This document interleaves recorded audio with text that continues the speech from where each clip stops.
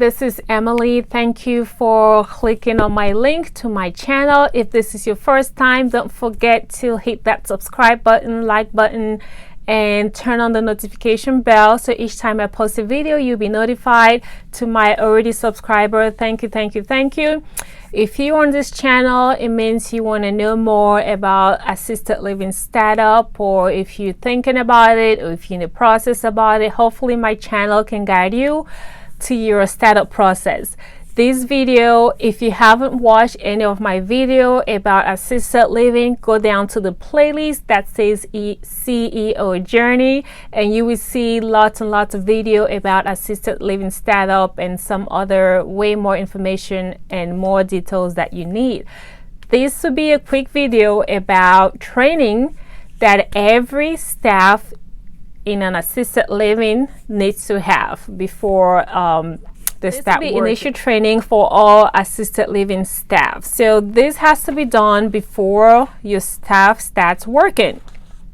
If you didn't watch my previous video, I posted about your staff file, so all the information that needs to go into your staff file. So I had mentioned about initial training, so I'm going to do a quick video now to go over what those training are. So every staff needs to have a fire and life safety, including the use of fire extinguisher. So my training, or the training I bought, was a package, and you could Google training for assisted living staff, or initial training for assisted living staff, and find out. Maybe I'll post the link of which company I use. And when you go on there, they do have a package for new hire or new staff for assisted living. If you click on that package, it pretty much has everything you need for your staff. But if you go anywhere else and they have the package, make sure this is involved or this is included. So the first one is the fire and life safety, including the use of fire extinguishers. So pretty much your staff needs to know to identify fires, what to do when there's a fire, how to use the fire extinguisher, and all of that, what to do with the residents when there's a fire, all the details. That's what is involved in the class.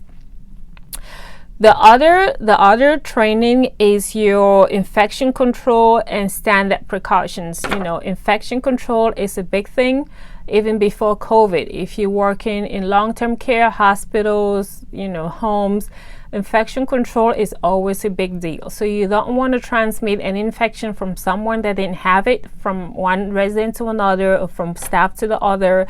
So infection prevention is a big deal. So it pretty much goes about infection prevention precautions, hand washing, storing food appropriately, labeling your food, checking on expiration date, things like that. It's a detailed class. That is one of them. The other thing is basic food safety. In assisted living, though it's a residential, it's a small community, or it's a small number of residents, but you still want to make sure your food is cooked appropriately, is cooked to the right temperature, is stored appropriately, the freezer temperature is set up appropriately, your refrigerator temperature is set appropriately, so your food doesn't get bad and you give it to your resident, they get food poisoning and they need to have the class. The other thing is emergency disaster plan. So your staff need to be trained when there's a disaster. What do? The other thing is cognitive impairment and mental health. As the residents get older, they get very forgetful. They have changes in behavior. So your staff and yourself need to be trained how to deal with the forgetful patient, how to deal with the demented patient, how to deal with the patient with aggressive behavior. So that is involved in that training. The other thing is the health and psychological needs of older adults. Oh my gosh, that's a big thing. So that's another class. The resident assessment and service plan. A service plan is pretty much an individualized plan for your specific resident. See, if you have 5 residents, each resident has a service plan. Each service plan is pretty much a detailed plan all the likes and dislikes of that resident. Maybe Mr. A doesn't like X. It's going to be written on there. So when a staff comes in and they don't know anything about your resident, they're going to pick out your service plan and say, oh, Mr. A doesn't like X. He only likes his tea with no sugar. He drinks his coffee black, no milk, no sugar.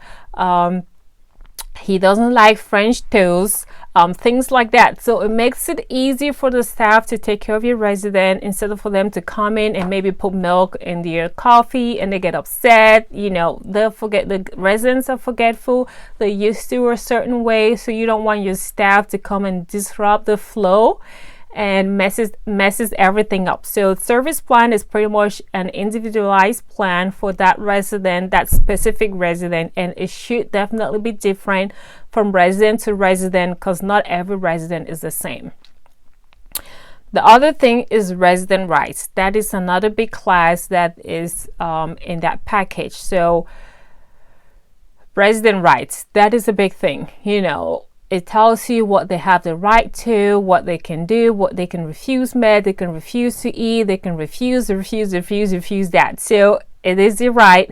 Make sure your staff knows your right. Your facility should have a posted resident rights on one of the board in the common area so the resident can see, the visitors can see, the staff can see, the state can see, so that you know what their rights are and you're going to be able to uphold those residents' rights.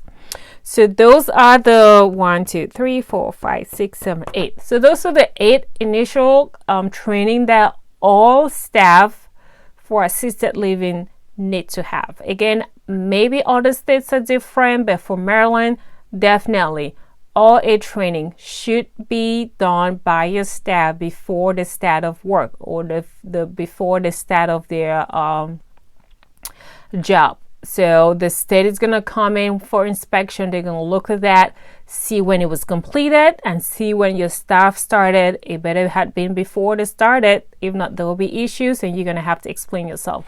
Okay, guys, I hope this was helpful in your process of opening up your assisted living. If you have any questions, ask it down below. I always go back and look and respond to your questions. If you have any video ideas that you want me to make, let me know also in the comment section. If you haven't subscribed yet, go ahead and smash that subscribe button, and I'll see you guys on my next video.